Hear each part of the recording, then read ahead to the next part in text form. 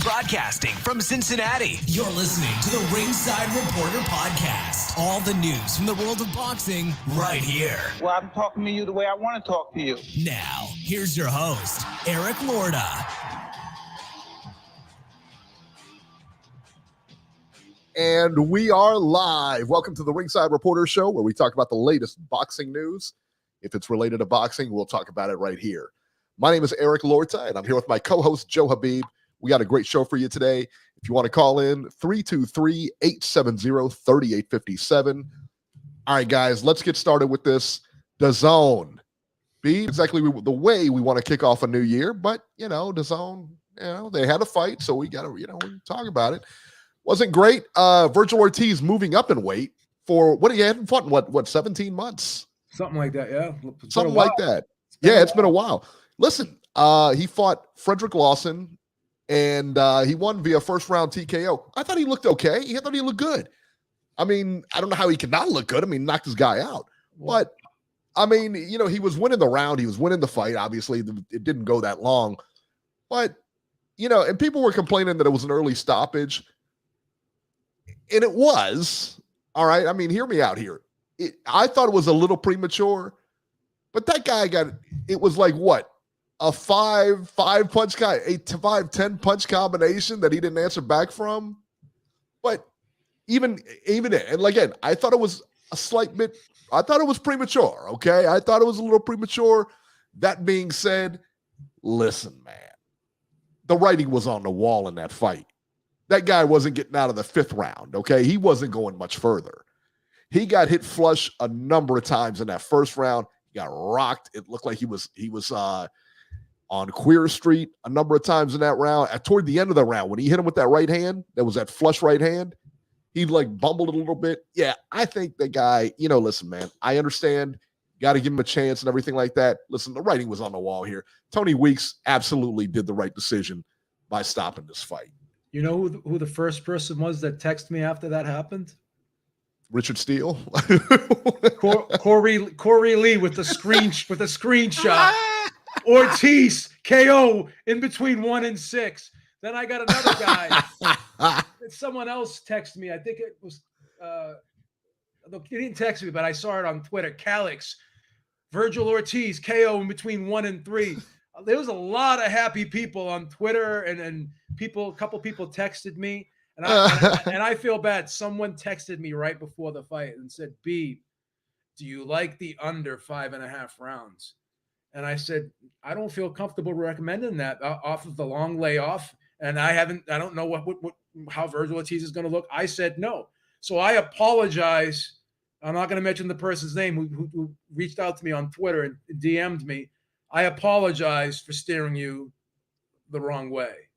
But if you listen to me, I already tell you I'm going to be wrong half the time. So you have to know going in when you ask me a question, there's a chance that you have a 50% chance of being wrong if you follow my advice. But keep in mind, when you do follow advice, that 50% time I am right, it usually gives you a big score.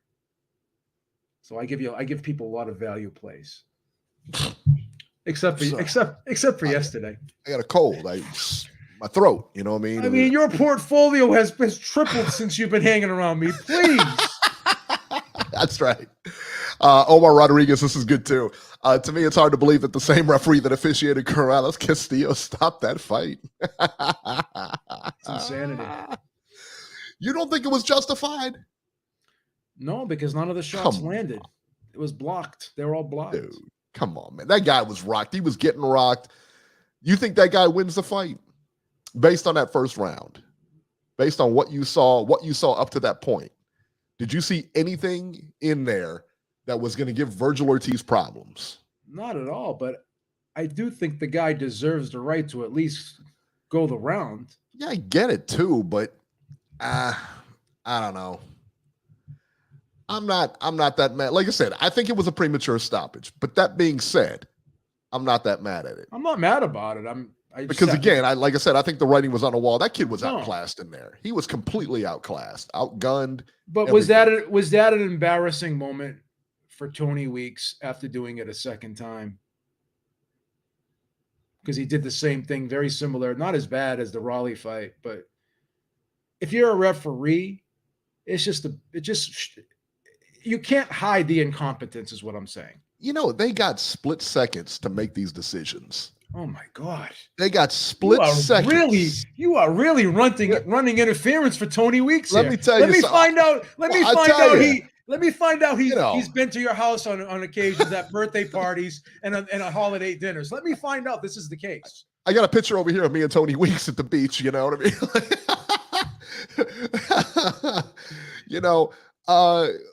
But like I said, man, these guys got split seconds to make these decisions. And like I said, man, if you're going to you can err on the side of caution. I appreciate that. But this guy wasn't winning that fight. You know what I mean? Like I said, it was writing on the wall, man. He wasn't winning that fight. He wasn't winning the fight. No. And he would have been knocked out in subsequent rounds anyway, man. Lord of cucking for Tony Weeks. That's hilarious. Beeb, are we still from Aaron Daly in the UK? Beeb, are we still locked in for Smith beating Better Beeve? $5 super chat versus pie bet. I will smash a wedding cake in my face if Caleb Smith beats Better Beef. Yeah, how's that? That ain't happening, man. I will take a buffet of desserts and just dump them on top of my head if Smith beats Better Beef. I just don't see it. So of course we're on. Yeah, they're on. Yeah, I'll tell you what, we'll talk about that fight in a little bit, but yeah, I don't see it because Callum Smith, a lot of people are saying, well, Better Beef can get old overnight. And listen, man, I agree with that. And I think he's a little long in the tooth now. But that being said, look, man, it's not like Callum Smith is this world beater. He was the one that got, owned by Canelo over there. He got completely smashed in that fight. Didn't even show up. He's coming off a layoff. He's coming off a layoff himself, too. He's done. Yeah, he ain't beating Better Beef, man. Smith has a puncher's chance. Everyone has a puncher's chance. But again, will that Better chance... Beef has a puncher. Smith doesn't. I don't believe Smith has a puncher's chance. I'll be honest with you. I don't know that he does. Yeah, I mean, I don't know. This guy, Better Beef, is a different breed, man. He's a different breed. Shoeshine has a good point here. They owe it to the fans to let the fight play out, especially if there hasn't been a knockdown. That's true. I think that's true. That being said, though, what's the most important thing? Safety of the fighters. I'm going to stop. I'm going to stop. I mean, I'm just going to stop. I mean, Beeb, if you don't care about these guys, somebody's got to care about them. You know what I mean? Listen, nobody has a bigger heart than me, man. Okay? I think there's quite a few people. I am not the Tin Man. I am by far the Tin Man from the Wizard of Oz. I have a heart. You know me. Okay?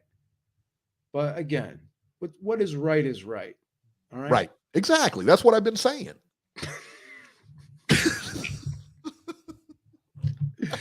Oh, God. All right. And so where does Virgil go from here, man? I mean, he won. What's next for him? Because that's the other thing, man. I mean, Did you hear what he said after the fight? He called out Tim Tszyu. I mean, he knows that it's probably not going to happen next, but he wants to have maybe one or two more fights, and he wants to go at it with Tim Tszyu. And then Tim Tszyu responded to him on Twitter and said, yeah, I would definitely welcome that fight. So that would be an awesome fight right there. The two styles, oh my God, that is a banger, as Corey Lee likes to say. That is a full-fledged banger of a fight when you look at how those two guys match up against each other. I love that fight. Yeah, if your guy's healthy. Well, here's the thing, Eric. In fairness, and again, we're not trying to be negative here, because that fight did not have a lot of time, and that was not a lot of data we have to go on. We don't know if he's 100% healthy. We don't. How long did that fight go? What? 50, like 20, like not 20, about a minute or something like that. Like 50 seconds or so. Yeah, that's not enough data to go on. So they got to get him right back in there again. I would like to see him. I would like to see him again. I don't think it's going to happen, but I would like to see him against another opponent before he goes against Tim Tszyu. Yeah, he needs another type stay busy type fight. Yeah, I would agree with that. I don't hate that. Because they even talked about before the fight that he needed some rounds. They said, is he going to look to get some rounds here? And, unfortunately he didn't, I know a lot of people keep saying about Australia and traveling to Australia to fight Tim Tszyu, but shout out to D-Style Boxing.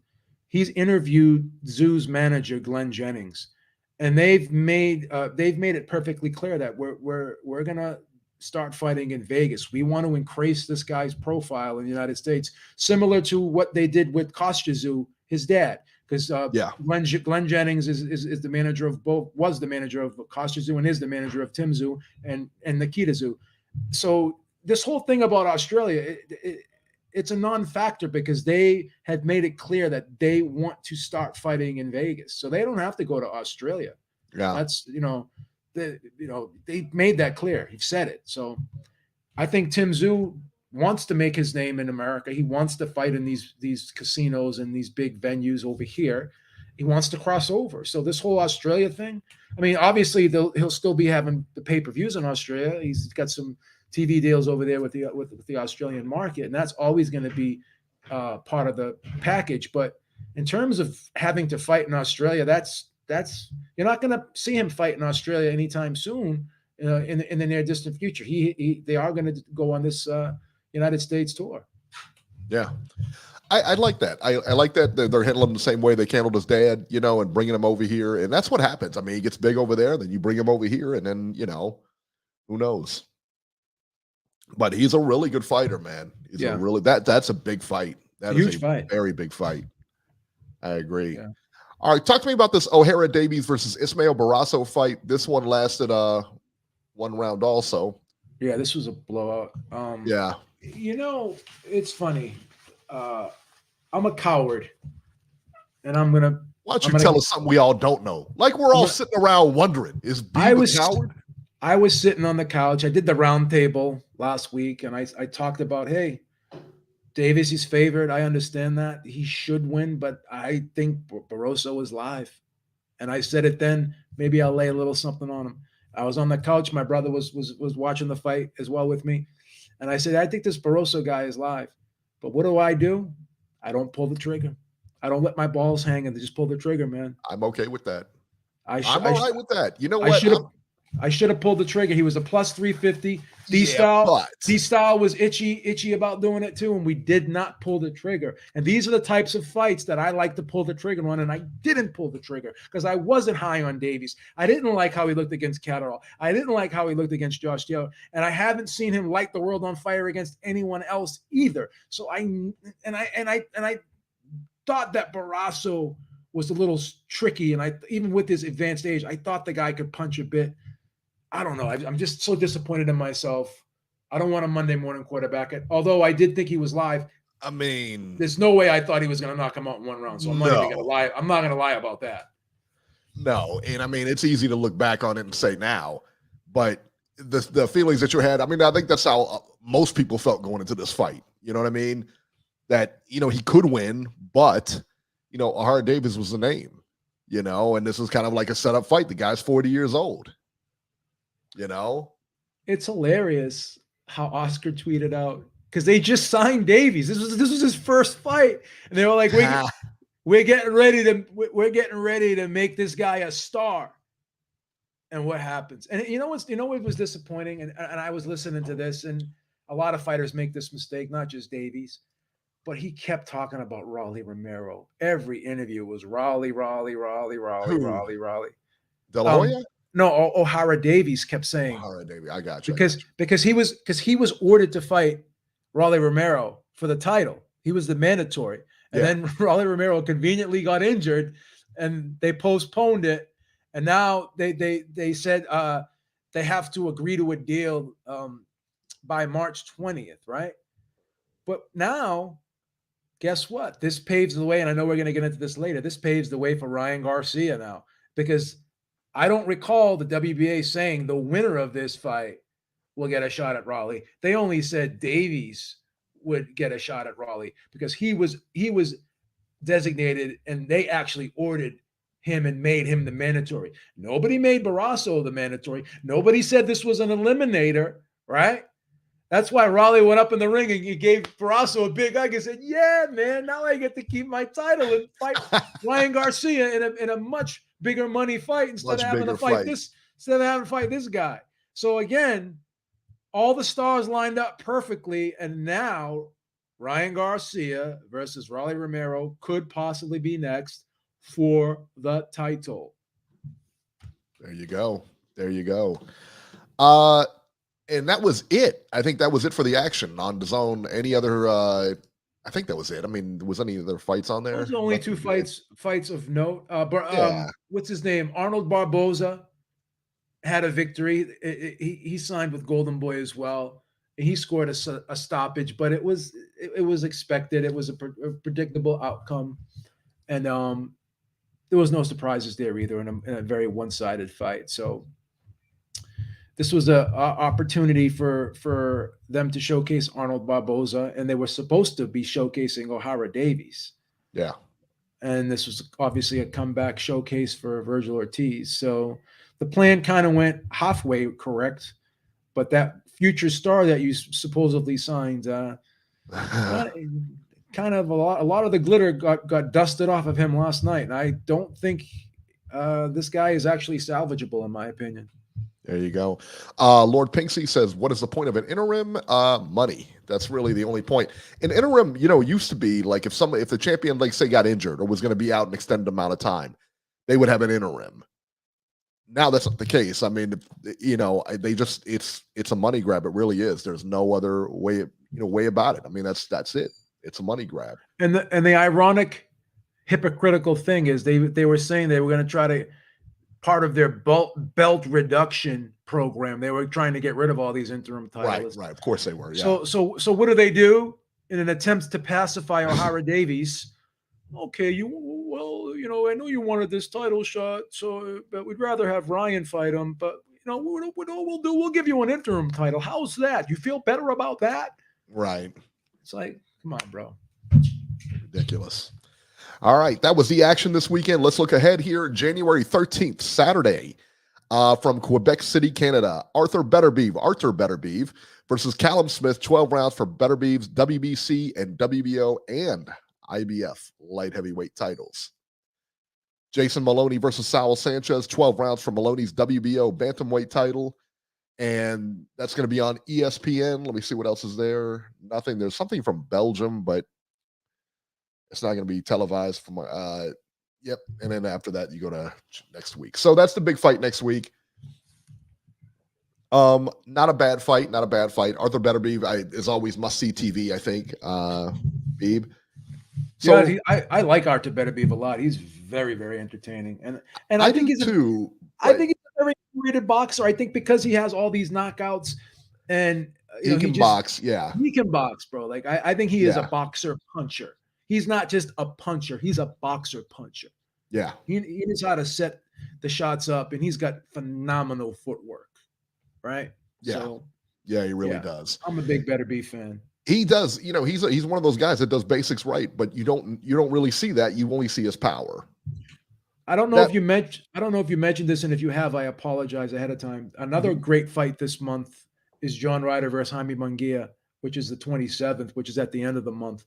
That's a very intriguing fight too. I mean, it's not a marquee name type fight. Obviously, people know who both these guys are, but this isn't exactly Fury versus Usyk type level fight. And it's not even probably Beterbiev versus Smith level, but it's an intriguing matchup when you look at the two styles. And I think it's going to be a very entertaining fight. I think style wise, this is a can't miss as well.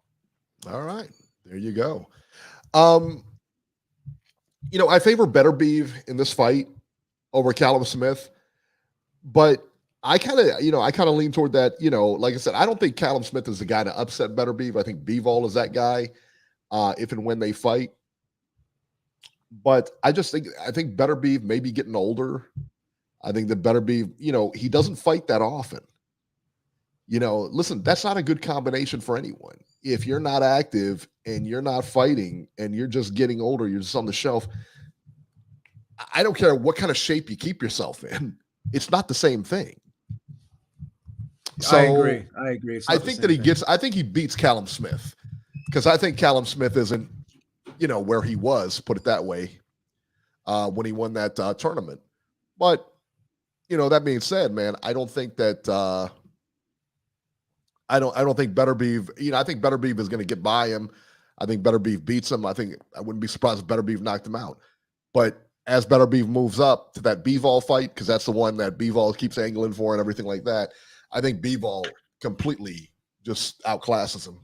A lot of people agree with you, but there are a couple people like myself and Maestro, and I'm not sure if Drew Evo agrees with us, but I think Better Beef is going to stop Bivol.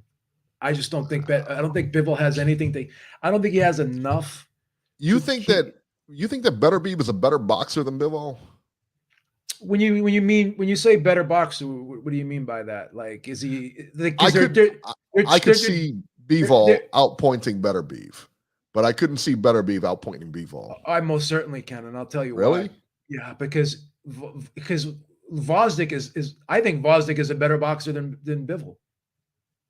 And when Better Beef started getting behind, he caught up. And the fight was, and he started edging ahead before he knocked out Gvozdyk. So, I mean, when people use the word boxing, they tend to talk about outboxers, and counter punchers, but they don't really give guys who are pressure fighters like Julio Cesar Chavez, right? David Benavidez. They don't give them enough credit because, again, there is a high degree of skill in being that pressure fighter, right? And Better Beef is that pressure fighter, but he knows how to shorten up shots up close. He knows how to change trajectory of shots at the last minute. He knows how to create openings. He knows how to create punching angles. He's the type of guy where he kind of creeps up on you and doesn't dart all the way in. So it's hard to figure out like when those punches are coming and where they're coming from. So do I think Better Beef is a better boxer than Bivol? I would put him right up there with him. Yes, I would say he's equally as skilled in his own way as Bivol. Sure. Yeah, because they're not the same style, but they're not the same style. But to me, when I think about that fight, the one thing I really think about is activity. And while Bivol is, neither one of them are like super active. No. I think Bivol is more active, but not by a whole lot. No, not by a whole lot. No. And I just think Bivol is going to have a hard time keeping Better Beef off of him. And I'll say something else. The hardest thing a counterpuncher has to deal with is timing somebody who doesn't just come all the way in. Like an ambush fighter, like a Manny Pacquiao or Alexander Usyk or Lomachenko. They're darting in and out, right? But when you have a guy who kind of creeps up on you, like if you look at the Ngannou fight, this was a prime example. And Better Beef does the same thing, or I should say Ngannou does the same thing Better Beef does. Right. When they kind of edge up on you, creep up on you like that, and don't go all the way in, it's hard to gauge that, right? It's hard to time that because you're saying, okay, is this guy coming at me right now? But he's not. Like Fury said the same thing against Ngannou. He said, I thought he was going to come in on me. I thought he was going to be more aggressive. But when you have a fighter who's a lot more measured in their attack and poised, and they show patience. They don't just like Better Beef is kind of like he does things very subtly. He's not a guy who just rushes in recklessly. Like I said, he'll comes in, creeps up on you, throws a hard jab, kind of taps you a little bit, touches you, boom. You know what I mean? You got to dissect and you got to deal with that change of rhythm, and it's a whole different kettle of fish, in my opinion. And I think Bivol's going to have a hard time dealing with that. And counterpunchers tend to have a hard time dealing with that, right? Yeah, I would agree. Let's see here. Let's go to and that's the upcoming schedule. Let's talk about the news and rumors going around here, and let's go back to we'll circle back to the zone last night. And we'll talk about Ryan Garcia, right? Because Ryan Garcia is part of Golden Boy, like it or not. And we had talked about before the show that he's been doing a lot of press with Floyd Mayweather and this and that. Ryan Garcia targets Rolly Romero, not really Devin Haney. And Garcia said, quote, on social media, I've notified my team. I'm going a different route. My intent now is to fight Rolando Romero.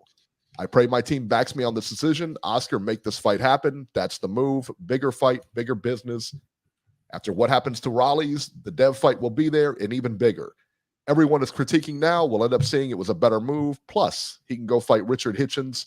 Go do your $30,000 pay-per-view buys. I don't need you, Dev. You need me. Beeb, listen, Ryan Garcia is a bigger pay-per-view draw than Devin Haney. I don't think there's any question about that. No question. I can see that. But we only have one fight to go off of. Right. So, that's why he's a bigger attraction. So right? To your point, based off of what we have, yes. On the data we have, he's a bigger draw. And you could argue that him versus Raleigh I would suspect would do more pay-per-view buys than him versus Devin. Who did more pay-per-view buys? Was it the Tank and Garcia fight or Spence and the Tank Garcia fight did more. The Spence Crawford only did 700K. Well, they did 700,000, and Tank Garcia did 1.2. But I will say this: Tank Garcia had two broadcasters showing the fight. They had DAZN and they had Showtime pay-per-view as well. And they didn't have a UFC card on the same night. With that being said, I think possibly under the proper circumstances, maybe Crawford versus Spence could have squeezed out maybe another 100,000, but I don't think they would have ever done in the 1.2 million range. No. But yeah. But here's the thing, because Tank did about 200,000 pay-per-view buys without Ryan. Ryan, this is only the first time he's been on pay-per-view. His last fight was on regular DAZN. How many pay-per-view buys does Ryan versus Raleigh do? I think 500. I would say 500, but on the conservative side, worst case scenario, maybe 300K. But my guess is still good. So how many pay-per-view buys does Ryan versus Devin do? Probably 200, if I was to guess. So from a business standpoint, yeah, he did make the right move. But here's what happens. Excuse me. Ryan versus Devin, you're saying only 200? Ryan versus Devin, maybe 200. I don't know. I mean, I'm thinking 3 to 5. So you think Ryan's the name? Ryan's the guy. But Ryan's got to be careful. He's got a big loss versus Tank Davis, right? And the way he lost too could have turned people off. If people are gonna, people say this is what you got to continue to win. So him targeting Raleigh, that's a good move. Yeah, managerially, it's a good move. No, I agree with Devin will walk right through Ryan. But here's the problem. This is what's going to make you possibly look bad in a lot of people's eyes, because you originally said you wanted Devin, then you go on a few runs with Floyd Mayweather, who's actually Raleigh Romero's promoter. And now all of a sudden, after those few runs and those few photo shoots and the hanging out with Mayweather, you're actually talking like Mayweather. You're saying Mayweather-like type things. Right. And now how convenient. Now you're going to be fighting a Mayweather Promotions fighter, which is fine. I understand that. But people are going to be like, well, why did you say you wanted Devin? Now all of a sudden you're switching and taking the perceived easier fight. And then D-Style made a great point. Yeah, Ryan's popular, but after how he lost to Tank, right? People paid for that fight. A lot of people said, I paid for that fight. And a lot of people had, after watching that fight, had a bad taste in their mouth because they didn't like the way that fight ended. Will there be some backlash because of that? I don't know. But Ryan definitely, from a popularity standpoint, is the A side with Devin, right? As unfair as that may be to some people, it's the truth. So if I'm managing Ryan Garcia, if I have any say in what goes on in his career, if I'm advising him, yes, I'm taking the Raleigh fight instead of the Devin fight. I don't think he has a snowball's chance in hell in beating Devin Haney. Whereas with Raleigh, he's going to be favored. Most people think he'll win. But once again, I'm going to put this out there. I don't think it's a foregone conclusion that he beats Raleigh. Raleigh can he's punch. A good fighter. I thought he was a live dog against Tank, and I thought he did pretty well up until he got caught. I know we don't like to do combat math, but once again, I mean, Raleigh did win rounds, won more rounds against Tank. than Ryan did, and he did better against Tank. And Raleigh can punch too. I mean, Raleigh's not a knockout guy. Yeah, Raleigh can knock guys out, and Ryan isn't the most durable guy in the world, right? And Ryan looked a little bit gun shy against Duarte. He was actually turning his back. I would not be against putting a little money on Raleigh in this fight because he'll probably be a 3-1 underdog at the least, possibly 4-1 underdog. I'm putting money on Raleigh. I think he's live if the fight happens. Yeah, I think so too. And JC said, how about Garcia ordering De La Hoya around on Twitter? He said, make the fight, Oscar, Well, I mean, he's the fighter. Man, he's the A side. Ryan Garcia is the A side. He is. Against anyone except Tank and Canelo, all right? He's the A side. He's a pay-per-view guy. Yeah. It just is. He's calling like him shots. or not. He's calling the shots, right? Yeah. And Devin, he's got to get himself in that position, but Devin has to wait, It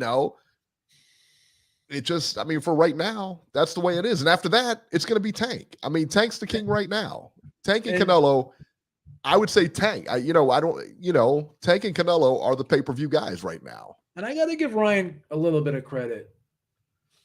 When that Tank fight was announced, he hit every single podcast on YouTube. He was going on Bradley Martin. He was going, I think he was on the Logan Paul podcast. Yeah. He was making the rounds, right? They don't do that. Devin Haney doesn't do that. Crawford doesn't do that, No. It's hard work. Devin Haney's starting to do it, but it hasn't caught on just as yet. Yeah. Like Ryan. He's starting to do it. But he's not to the level that Ryan did it. So Ryan knows how to play this social media game. Raleigh, I think, will step it up, and he's hilarious as hell. He's funny without even trying to be. He's funny. Great, yeah. He really is a good personality. So I think 500,000 is very doable, and we can even argue maybe this could do 7 if it's promoted right. If both guys step it up, the back and forth between the two, if they have some sound bites and there's some viral moments between the two of them, right? Oh, there will be. There will be. Just the press conference alone sells me on it. The more I think about this fight, and the more we're talking about it, I'm going to change my opinion. Yeah, this does do at least 500,000, possibly upwards of 7.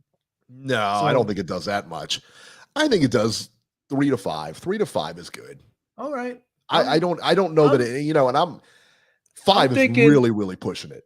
5 is really pushing it. I'm thinking they could have some viral moments. There'll be some sound bites. I think Raleigh will step it up, and I don't know. We'll see. Yeah. What you're saying is probably more probable, but we'll see. Maybe, you know how I get overly optimistic about this shit. But I was right about the Tank fight. I did say it would do over $1 million. I was right about that one. Yeah. I thought Crawford. I thought Crawford Spence would do 800,000. I was. You were right there. You were right there. Yeah, that was a good guess. That was a good guess. We'll see. All right, let's go to the phone here. Robert, Ringside Robert, caller of the year, kicking off 2024. Yeah, hello, guys. Hey, what's going on, Robbie? Guys. I don't know about that, but that promotion with Ryan and Rolly, that'll be one hell of a promotion. The two of them definitely know how to talk.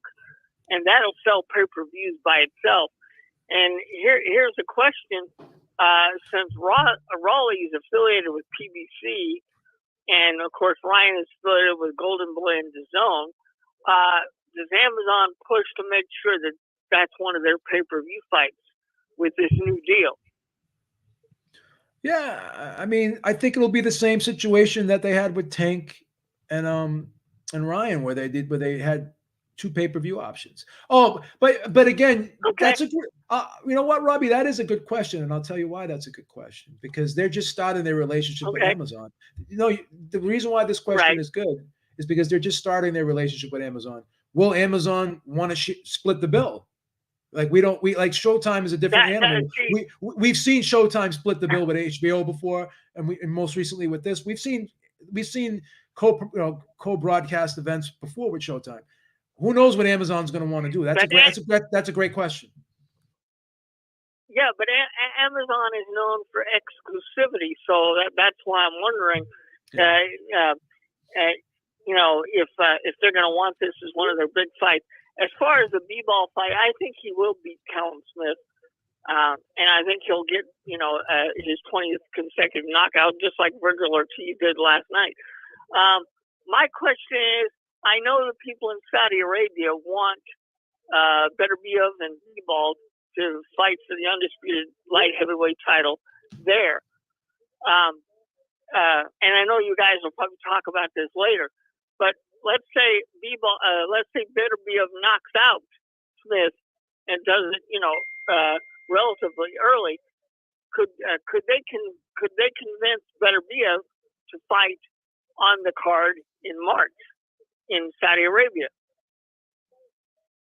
with B-ball? I think Beterbiev and Bivol, in my opinion, will be a standalone. I think they'll be the headliner. But I could be wrong. I could be wrong. Yeah, they're not gonna. Yeah, that's a big fight. They're not gonna put that on another card where they can make money with that. I think they'll do that one in the summer, Robbie. Okay. If in my opinion, I think they'll do it overseas. That's not a states card, They'll do it'll be a Saudi card. Saudis already said they wanted it. Yeah, and I think they'll do it. Yeah, I think they'll do it in the summer. My opinion. Yeah, no, because they've made it very clear that they want that fight, and that's the fight I'm looking forward to with Beterbiev. It'll be a very interesting fight. I like both guys. I don't know who I'd pick if I had to make a choice now, but I want to see Beterbiev come out of Saturday's fight, healthy, no injuries. That way, he can be set up to fight B-ball next, because that's the fight I want to see in that division. So. Yeah, there you go. And I want to see Virgil Ortiz in the ring as soon as possible. Joe, I know you said that earlier, but who would be a good person to stick him in the ring with? Because it didn't look like Lawson was going to be the kind of competition that the Ortiz camp wanted to give him rounds. You need to give him somebody to give him some rounds. Yeah, you need some mid-level type guy to go in there with. Let's see who could be there. Let me try to find Yeah, I think somebody. I think he just needs some rounds, maybe some more rounds or whatever. But look, I mean, here's the other thing. He went through that camp, right? He went through the fight camp. He trained for it. He's up at 154. He made the weight. He was comfortable. And he went out there and fought. He passed all his physicals. So at the end of the day, they got to know more than we do. You know what I mean? I mean, we're all concerned about his health. Right. But at the end of the day, I mean, listen, his family, his doctors, and him, of course, they got to clean it. He's got to get a clean bill of health, Right.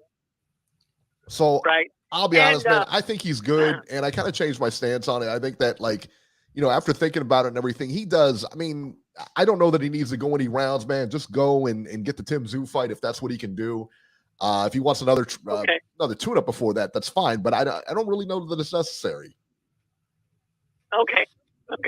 And as far as the whole Harry Davies thing and all that, Golden Boy signed all these 140 guys. Harry Davies, Barbosa, Jose Ramirez. I mean, obviously they were trying to set up future opponents, probably for Garcia. I don't know what they were doing, but it looks like their strategy didn't work out too well last night. Davies got clipped early. Barbosa looked good. It'll be interesting to see what he does with Jose Ramirez.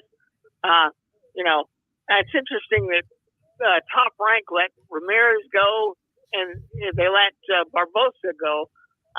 And normally Top Rank does not make mistakes in letting people go. There's normally a reason why they decide to do that. So it'll be interesting to see where these guys go now that they're with Oscar. How old is Barbosa, Beeb? 31. Is he 31? Okay. Yeah. Okay. Yeah. Here's the problem, 40s, dude. Here's the problem, man. Barbosa turned down a fight with Teofimo Lopez, I believe. So did Ramirez. Ramirez turned down a fight with what's his name there? Regis program. I know he turned one down with Regis program. I remember that. The top rank was just the top rank was offering him allegedly, reportedly, $2 million to fight Teofimo Lopez. He turned that fight down. What else could Top Rank have done with this guy? He's turning down every fight that they, a lot of these fights that they offered him. He turned down the fight with Jose Zepeda for a vacant title. Right. Like, how many fights are you going to turn down before they say, you know what, we can't do nothing with you? And then they tried to get him a really nice big money fight against Teo for $2 million. Turn that one down. So I mean, what are you going to do with them? Yeah. Yeah, I just looked it up. He's 40 years old. He's not, Who is? Barroso Barroso. Ismael Barroso's 40. No, okay, I got you. I liked about Barbosa is another guy. I looked at the wrong guy. That's why. Yeah, that's okay. Yeah, it doesn't matter. He's still 40. We were talking about Barbosa and Jose Ramirez. So I don't care you bring up some good points, Steve. I totally forgot that Ramirez turned down that many fights. Yeah, so that's the thing. Like, what are you going to do with the guy? And then Barbosa turned down fights. So again, like, I don't know, man. Like, what do you like? Top Rank can still do business with Oscar. He can still do business with Eddie. So there's not a problem there. But both these guys were turned, more specifically, Ramirez turned down multiple fights. Barbosa turned down a big fight with Teo, and they kept So again, what are you going to do? What are you going to do? So who's Ramirez going to fight over there? Like, are they all going to be waiting for the Ryan Garcia sweepstakes? Is that the move? Yep. Well, that's what it looked like to me, B. That's why I brought up the question: why is Golden Boy signing all these guys in this division when Ryan Garcia is really the only one they have there from that division? So I'm just curious at the move here. As a promoter, why would you bring in other guys from the same division unless you want? The only thing I could think of, they wanted future opponents to keep it in house for Ryan. Who knows? Yeah, so I think Prograis could probably beat Ramirez. Ramirez. I don't know where this dude's head's at, man. Be honest with you, he's canceling fights because he's getting married. Like, you can't postpone a wedding for a title shot. I don't know. Yeah, I know Regis got dominated by Devin Haney. I know Regis got dominated by Devin Haney, but I think Regis could beat Ramirez and Barbosa. Both of them. I would agree. I would pick Regis over both those guys if I'm being honest. I would. Exactly. I agree with you. Yeah. I mean, it's not. There's no shame in the fact you got beat by somebody that was much better than you are, and you could still come back and beat both of those guys and move yourself back up in the rankings. And who knows, you might get another rematch with Josh Taylor or maybe Jack Catterall down the road. Regis has got quite a few things he can still do if he still wants to fight. So yeah, we'll see. There you go. All right, Robert, we're going to get running here. I'm going to put you on hold. All right, see you. And 805, you're live. Hey, Beam. Hey, Eric. What's going on? What's happening, man? What's going on, Notch? How you been, man? Happy New Year. I haven't heard from you. How's things going, man? All right. Happy New Year.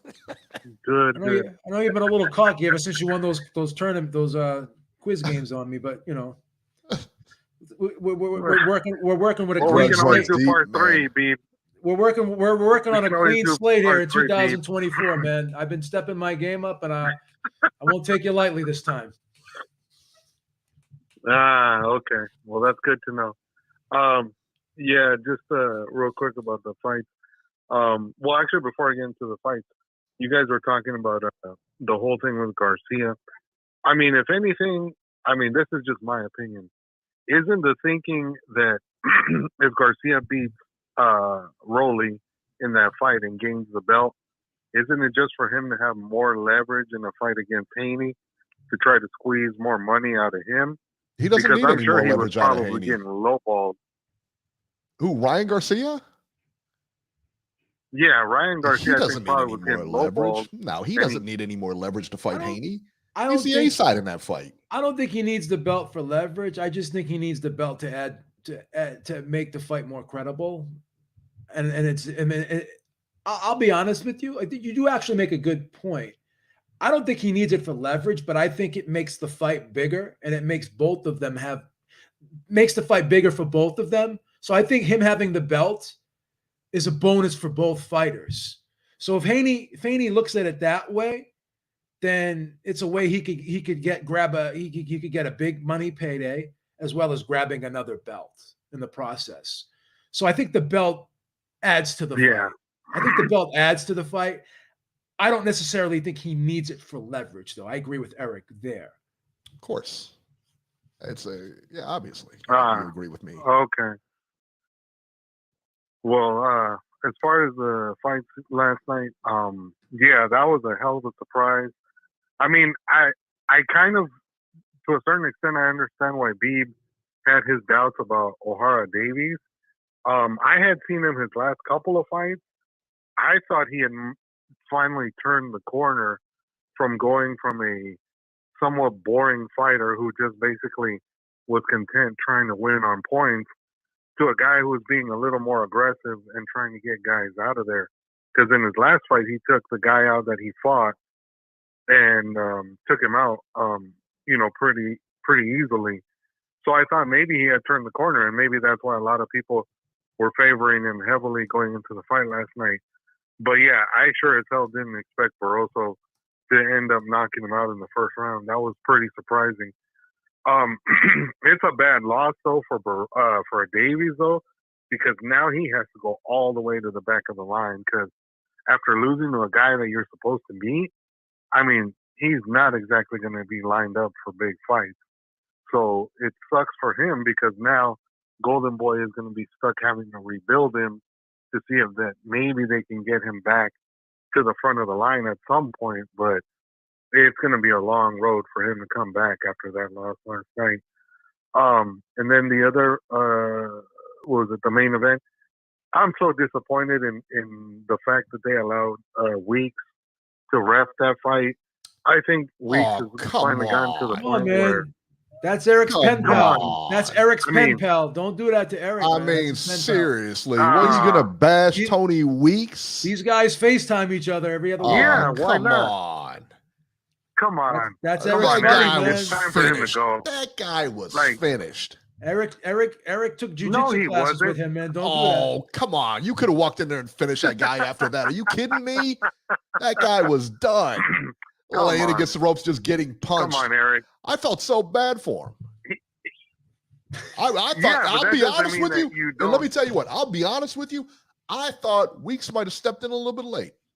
That's the way I feel. Oh, nah. I think Eric, you're not watching the same fight because Lawson's not a great opponent. But come on, like Virgil needed Lawson's a not a few more great rounds opponent. in that fight, and Shocking. and that fight got stopped after 2 minutes. It's like, come on, like that's ridiculous. I just hope that Oscar and his team get him back out there soon, because I mean he didn't take any damage and he didn't get hurt. So you better have another fight lined up for him, like in March or April, to knock some more of that rust off. Yeah. I do like the fact that he does. He does want to fight Tim Tszyu. Yeah, you know what though? I mean, look, I think that you think about it. Tony Weeks is one of the best referees of all time, Nacho. All right, and I'm gonna circle the wagons back here because it's offensive. It really is. You and Beeb, your lack of sympathy for these fighters, you don't care about their well-being. I mean, come on. That was a great stoppage by Tony Weeks. And you know what? Oh, Beeb, no, come on. I want you to acknowledge now it. you're just being sarcastic. Sarcastic. There's no way that was a great stoppage. Great stoppage. That's not a great stoppage. Absolutely. That was not a great stoppage, Eric. Lance That's Meyer crazy. even says, I think The he could have fact that stopped guy- it sooner. I know that's me saying that, but he's parroting me. jeez. Oh, please. Come on, Eric. Really? Of course. It's time. It's time for Tony Weeks to go. That's it. Like he's too quick to pull the trigger on guys now. Like, this is crazy. Oh, that's cold. You know, you could have let that fight go on for a little bit longer. Oh, and you just like shut the man. Hey, you guys they just got want rid to of see Kenny that blood, Bayless. don't you? You just want to see that blood. Why don't we just all put Kenny our thumbs Bayless up is at the end of the gone. fight and then Tony turn them Weeks is down? You know what I'm next. saying? Like they did with the gladiators. You know what I mean? You guys are like bloodthirsty, boy. Wow. How can I be bloodthirsty if there was no blood that was shed? Well, Come that's on. you That's wanted to see the ridiculous, blood Eric. shed. That's Come the point. on. Yeah, and the fact that didn't happen and they stopped Very the fight. true. I mean, that's not even like, yeah, geez, come on. It was a and master class in just real refereeing. quick on the fight. Master class. No, it wasn't. Come on, that was more like watching Larry Moe and Curly referee last night. How That dare was you? ridiculous. How dare you? As far as Beterbiev and Smith next week, I mean, I like Callum Smith, but he has no shot to win that fight. Right? If Beterbiev is fully healthy, which he should be, I think he's going to stop Callum. He probably stops him at about 7 or 8. Like, Callum really doesn't have anything to offer other than that left hook of his, and I think Beterbiev is going to be ready for that. So anybody who thinks Callum Smith's going to just walk in there and be able to hang with Beterbiev is crazy. Anthony Yard's a better fighter than Callum Smith, and he ended up getting stopped in 8 rounds. So what the hell is Callum Smith going to do against Beterbiev? There's no way he's going to be able to stop that buzzsaw from getting to him. So I think Beterbiev wins that fight. So I think he all right, wins guys. even if he's unhealthy. That was, I don't even Nacho, think he needs to be healthy in that fight. I Nacho, think he you wins gonna buy- unhealthy. Nacho, Easy you win. are you gonna buy tickets, Nacho? Tickets for what? for which one? Tony Weeks and Eric Lauder are having a seminar at the refereeing seminar. Absolutely. They're having a Downtown refereeing LA, seminar son. at the Right in front of the Staples Center. at the LA local Live Ohio, or whatever they How call not, it. how not to referee? at the How not to Ohio Rec referee Center 101? at the And- Ohio and Rec get Center this- on January Yes. 28th. They're having That's right. a refereeing Oh, seminar. man. We'll be available. Him and I will be available for limited pictures and autographs after the limited. So just keep Oh, that God. in mind. Yeah. And we're charging Okay. for them. Don't get me wrong. We're Yeah. going to charge for All them right. for sure. All right. All right, Nacho. We're going to get All running. right, guys. All right. All right. See ya.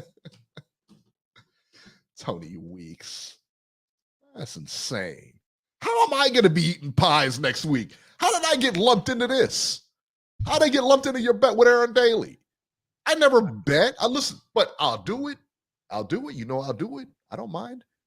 I'll get Aaron, on the bet too. Aaron will have to take 2 pies next week when Better Beef knocks him out.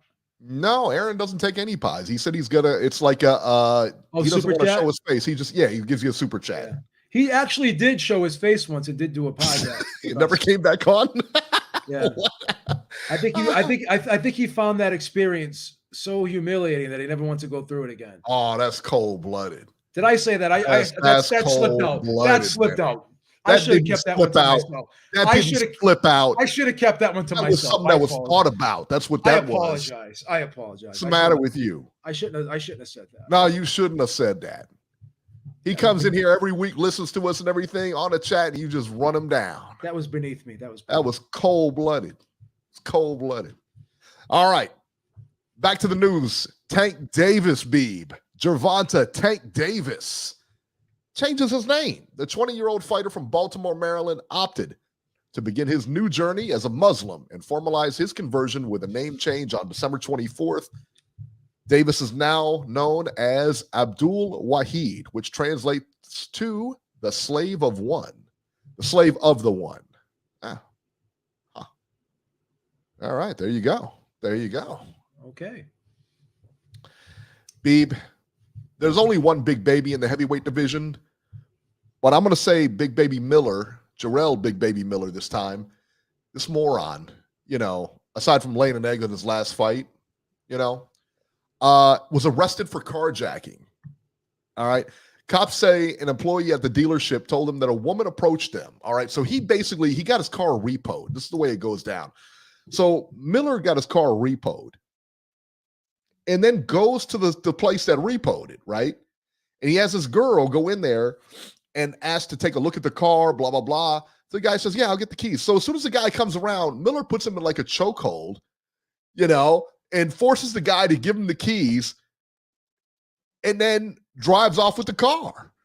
They had a GPS, a tracking device, so he was easy to find, because, when they repo your car, they expect you're going to try to get some payback, I would imagine. So they put some kind of tracking device in it. Anyway, they found him, got the car, everything like that. What did you think was going to happen? You think you were going to go over there, assault this dude. You had to bring your lady in there too. But you think you were going to go in, assault this dude, right? Steal the car, because at that point it's stolen, and then just be on your merry way, and there's no consequences going to be paid?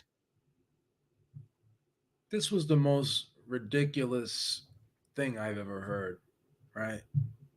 I don't know. Like, he just got a big payday. Why don't you just go buy another car? You know what I mean? I'm sure with the money you've made. Or just, pay. Pay, or maybe there was a process that he had to go through to get his car back, and he didn't want to go through the process.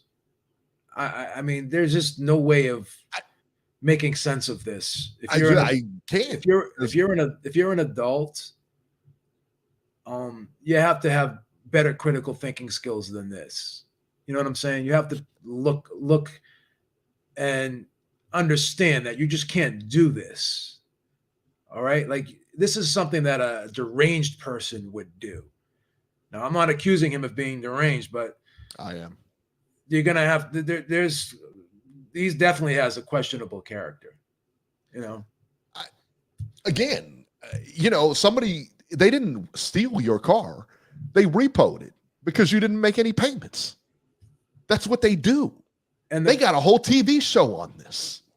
Yeah, that's crazy. You know what I mean? They got a whole TV show, And this guy will probably never in his life ever get over the fact that he blew a $7 million payday. Completely blew it. He was going to get $7 million to fight Anthony Joshua. That is life-changing money. I mean, with all the taxes and fees taken out of that, you're going to walk away with probably $3.5 million. You could live off that the rest of your life if you invest it properly. Yeah. Right? Yeah. I mean, I don't get it. You just got paid. Some money. You got a good payday from being in Saudi, right? Yeah, you got a decent payday. I'm guessing he must have got at least 250K for that fight with Dubois. Maybe. I don't know that he got that much. Maybe, but either way, it was still it's Saudi. It's Saudi. They tend to overpay. It wasn't peanut. Whatever it was, wasn't peanuts, right? Whatever it was not peanuts. Yeah. And you say and I just get off this thing and I come back to the States and this is what I do. You're a moron. You're a complete moron. Now, instead of using the money, now you got to post bail. Now you got to come out. Now you got to, there's a billion things now that you have to pay for, and you just completely wasted that money. You wasted, but he's done. I think his fighting career is absolutely done because, again, while he's good on the microphone and everything like that, listen, you got to back it up at some point. Got waxed. And he got completely demolished in that fight. He got waxed. Waxed. Scale Better said it was a misunderstanding. That's right. Big misunderstanding. Let me tell you, that wasn't a misunderstanding. Krzysztof Glowatsky has been banned for 4 years. He's for steroids. It'll run till April 5th, 2027. So we'll be looking forward to that return. Former cruiserweight champion. He was banned for 4 years for using prohibited substances, specifically an anabolic steroid. So that's what UCAT announced. So there you go. Yeah, he's done. Beeb, the biggest fight that can possibly be made. What was the biggest pay-per-view in history? Mayweather Pacquiao. Let's have a sequel. Mayweather and Pacquiao 2, baby. Come on. If you're not looking forward to this, you're not a real fight fan. All right, Mayweather-Pacquiao 2. This was announced by Manny Pacquiao, and it's going to be this year on a Ryzen event in Japan. How about that? You excited for this? I'm watching it on pay-per-view. I'm actually intrigued by it again because both guys have slowed down. Are you for real? I am the biggest loser ever created. God. I actually am intrigued by this. I'll tell you why I'm intrigued by this. Listen to me. Mayweather's 47 years old, right? Pacquiao, what's he, like 45, right? They've slowed down. They've slowed down just enough where they're not going to be able to avoid each other. So this could be kind of entertaining because of their defensive skills have and their reflexes have gone and dissipated so much where this could actually be entertaining. They're actually going to get hit a lot. They're going to get hit a lot because their reflexes have slowed that much that they're not going to be able to get out of the way of punches they used to be able to get away from, right? Stop. Just stop. I'm being honest. Let's just look at try to be objective here. I know you're so upset about the first fight, but you got to let it go of that. You got to let go of that. Who's going to ref it? Is this going to be Tony Weeks or is this going to be what's that other guy that Floyd you likes? Call him up. You're his friend. Figure it out. Don't worry about that. Oh, I'll talk to Tony. Don't worry about that. We'll get a hold of him. Don't worry about it. I'm on the show next week. Uncle Tony. Uncle Tony Weeks. That's insanity. Okay, along the Mayweather-Pacquiao 2 lines, Anthony Joshua is set, right? It's in Saudi. He will fight next in Saudi, a 10-rounder against Francis Ngannou.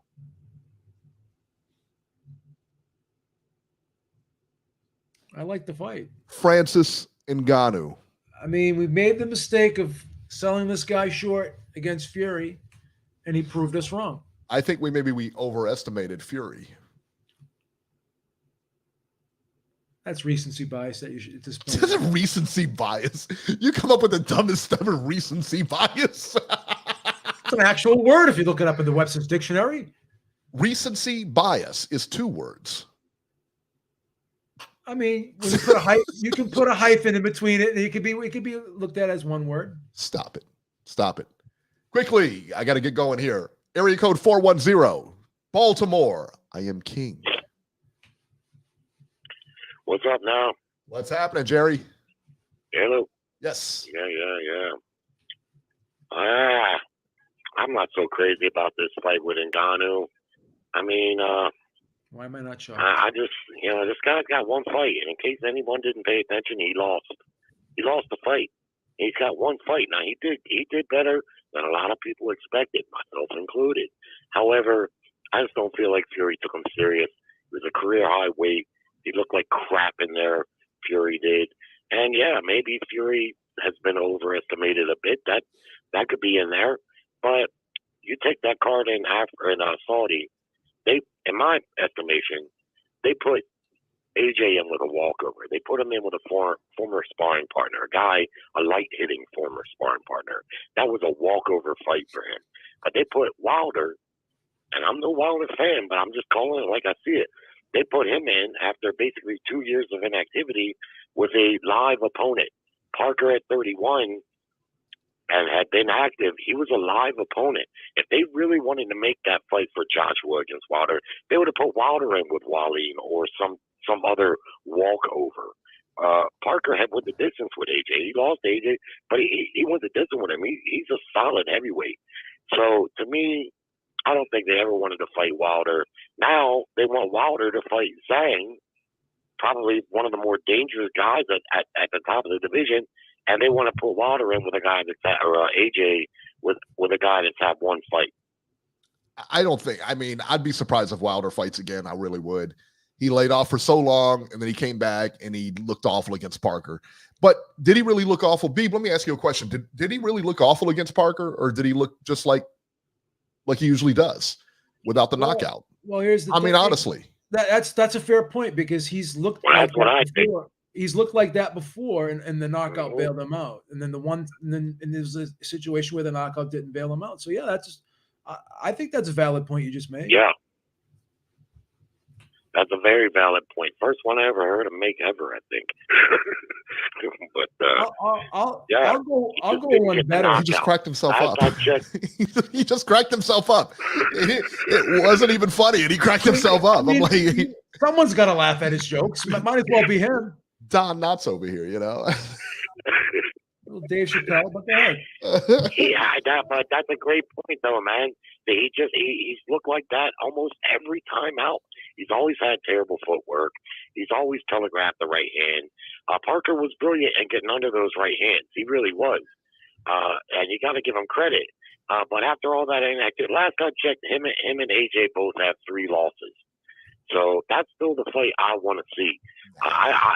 If AJ was going to fight Big Bang, I wouldn't complain about that too much. But I think Ngannou, he's a big, strong guy, but he's slow.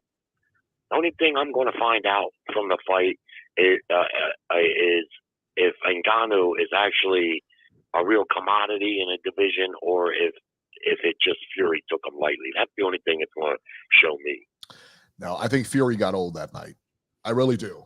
I don't think that you can go in there as the world champion against a novice boxer. And he was a novice boxer.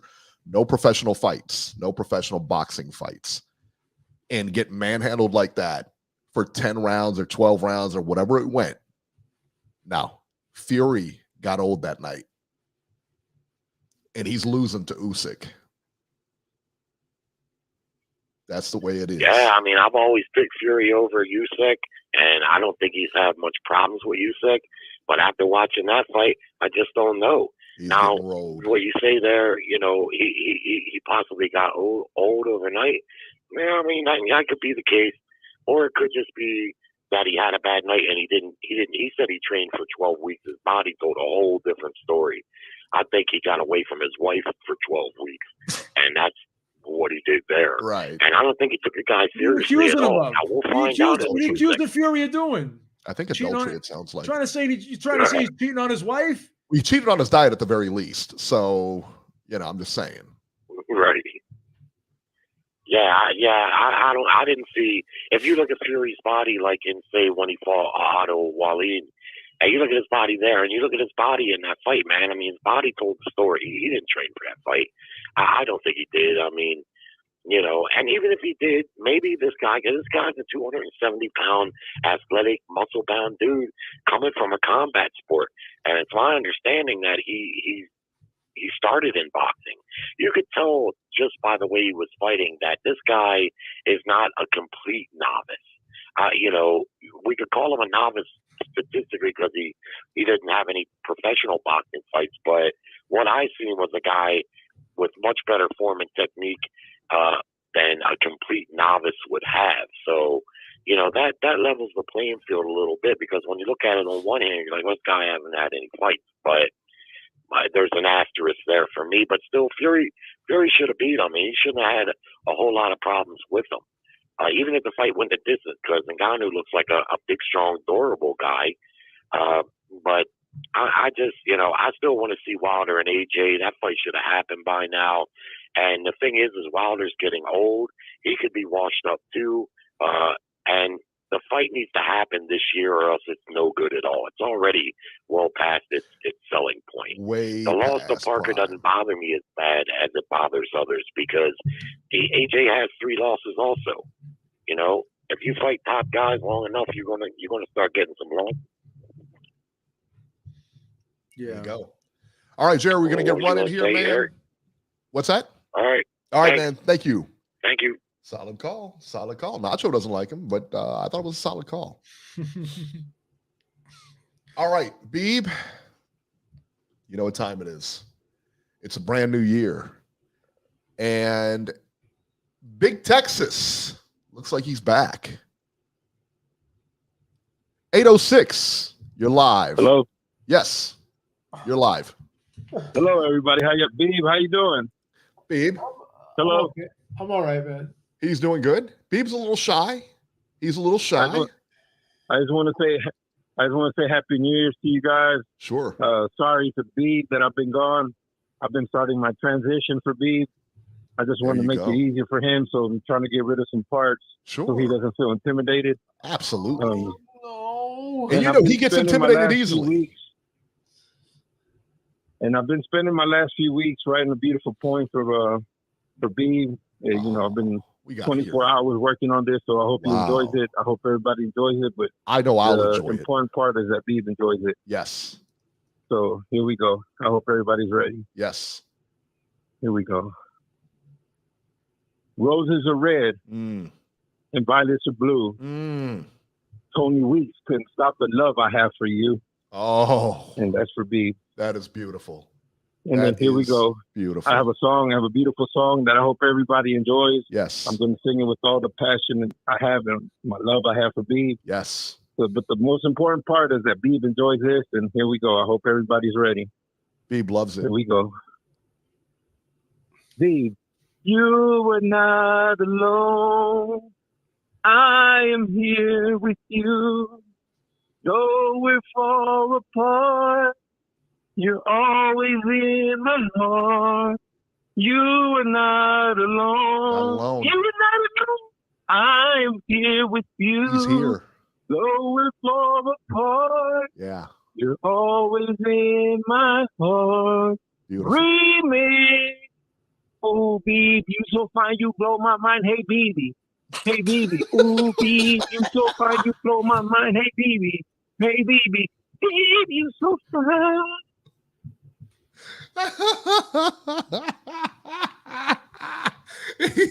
he did the remix. Hey, BB.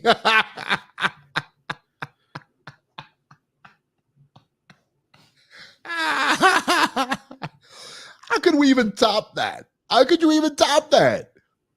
Beeb, and I love the way, I love him. He pays respect to you. He's going through a transition for you. Doesn't want you to, you know, maybe like on your wedding night or maybe date night or whatever. He doesn't want you to get embarrassed. You know, he doesn't want you to be ashamed of yourself. So he's going through that transition. Oh my God. Not everybody stacks up, and it's okay. He's doing this for you. Is he gone? He is gone, yes. Oh, thank you. Oh, A love that Tony Weeks couldn't even stop. that's horrible. That is some love, let me tell you what. Beeb, do you have anything to say? No, nothing. That was painful. That was pain. Your heart is aching for Big Texas. I understand. That's I the get worst. That's the worst. Right. It's a bad feeling, right? It's a bad kind of feeling. Oh, it's gross. I'm sorry. I get the feeling that maybe you're not as impressed as the rest of us with Big Texas. No, not at all. That's just not my cup of tea. You're just waiting. You're kind of like waiting for him to transition. No. You just like him the way he is. I understand that too. I understand that too. Liking somebody the way they are, there's nothing wrong with that, Beef. And you know what? Nothing wrong with you. Nothing at all. It's completely normal. My friend, Beeb, I want you to look at the screen right now. I am proud of you. I am proud of you. All right? There you go. All right. And on that note, that'll do it for this edition of Ringside Reporter. As always, you can catch Joe Habib on Twitter or at Big Texas's house at jhabib1. Find our YouTube channel at ringsidereporterlive.com. And you can find me on X at ringside73. Guys, we will see you next week.